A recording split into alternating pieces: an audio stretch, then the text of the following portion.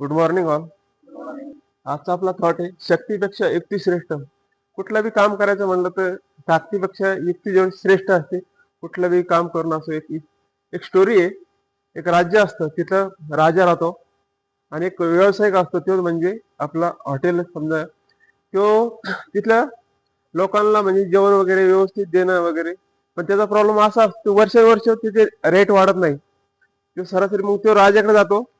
ते म्हणतो माझ्या अशा पद्धती मला रेट वाढवायचे, मी काय करू. ते म्हणतो तो आता किती विकतो. तो एक झालं सांगतो, समजा मी 30 रुपयाला विकतोय. समजा मी जेव्हा लोकांना एवढं प्रोडक्ट सर्व्हिस देतो ते देतो 30 रुपयामध्ये देतो. मी भरपूर वर्ष झाले पण माझे काही तर समजा नाही इन्कम नाही झाला सोर्स. तो राजा सांगतो त्याला, तू 30ला विकतोय ना, डायरेक्ट तू 90ला विक. तो म्हणजे व्यापारी खुश होतो. जातो दुसऱ्या दिवशी डायरेक्ट 90ला विकतो. तिथली ती जनता राहते ना, ती परेशान होती.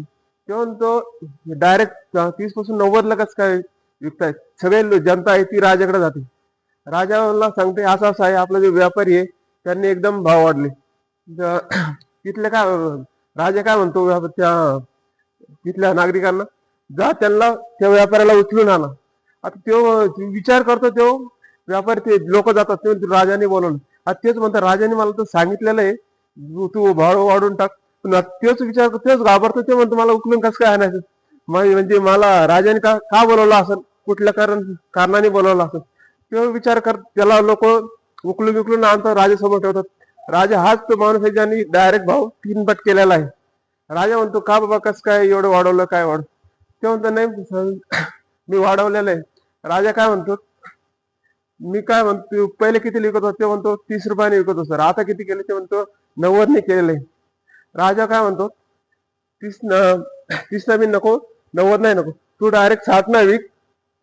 त्याच्यामध्ये ते 60 विक म्हणतो. ते म्हणतो ओके सर चालेल.